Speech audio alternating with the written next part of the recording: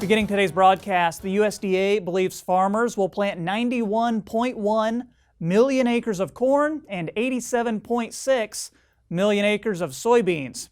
That's according to its prospective plantings report released Wednesday morning.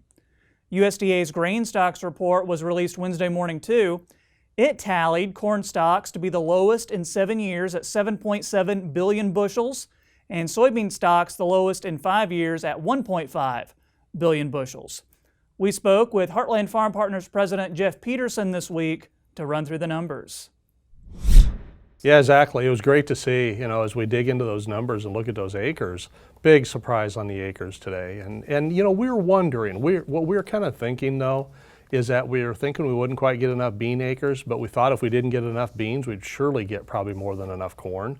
But it turns out, we came in a couple million acres below what was needed or expected on the corn side, about 2.4 million below what was expected on the soybean side. Soybean number was up 4.5 million acres, but kind of another surprise in there was wheat. Wheat snuck in there about 1.3 million acres higher than what was expected. 2 million more wheat acres, which that's actually a surprise for me too, Troy.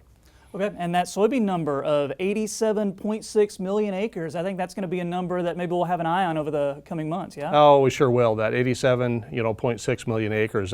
We need more acres than that. Really, in order to kind of keep our stocks together, we probably need at least 7.5, maybe 8 million acres just to keep our ending stocks, steady going into next year. So that the market will be watching that one very, very close. They'll be paying a lot of attention also about the amount of double crop beans that happen behind some of these wheat acres. So we'll have to continue to watch that going forward.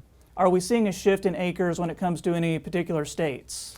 Yeah, I think we have to. We have to take a look up in the Dakotas, the Dakotas, South Dakota, North Dakota, parts of Minnesota. Those areas had such high amounts of prevent plant last year. And so now we're going to have to see as they actually get a chance to get in there and get some of those acres planted, we're going to have to watch the acres, overall numbers. We're also going to have to watch the mix in there and see which amount of those acres go to corn and beans.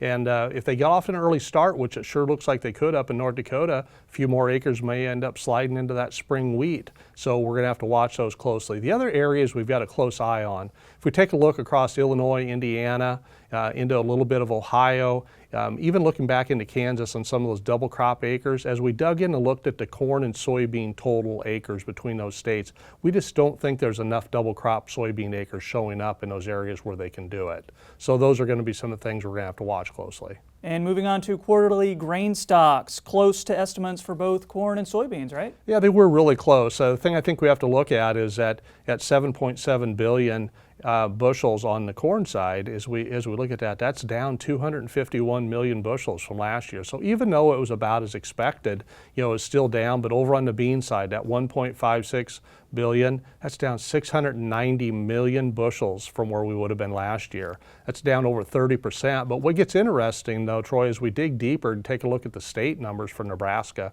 Nebraska's soybean stocks numbers are down about 80 million bushels. That's down over 40% compared to a year ago. So when you look at those numbers for corn and soybeans, what does that indicate to you about demand? Yeah, so what it does, it reinforces the fact of the demand that we've been talking about. It's real, it's here. It also gives us a good feel for basis going forward. We look at the local basis levels for the ethanol plants and the soybean crushing facilities and anybody that's railing out beans, and they're very strong. So that kind of the basis looks to improve, I think, going forward. And it also supports the thought that there is less corn and soybeans out there, not just in the U.S., but also in Nebraska.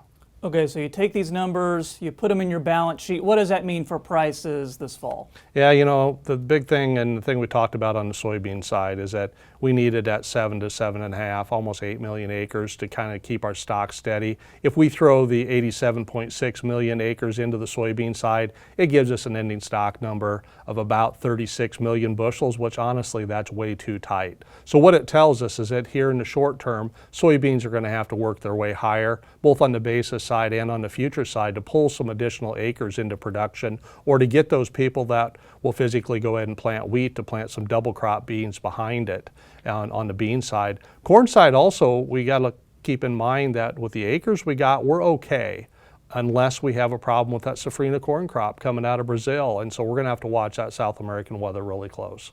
All right, lots of great info today. We probably won't talk to you again until we get into growing season. So do you have any marketing or risk management advice for us until we get to then. Yeah, I sure do. This market is going to give us a good opportunity to get some good prices sold on this remaining old crop. Make sure we're sharpening our pencils on our new crop and getting our finger on the trigger to make some sales on that. For anything that we're selling, I'd say old crop or new crop in here, keep in mind we do think the basis levels will improve as we go forward.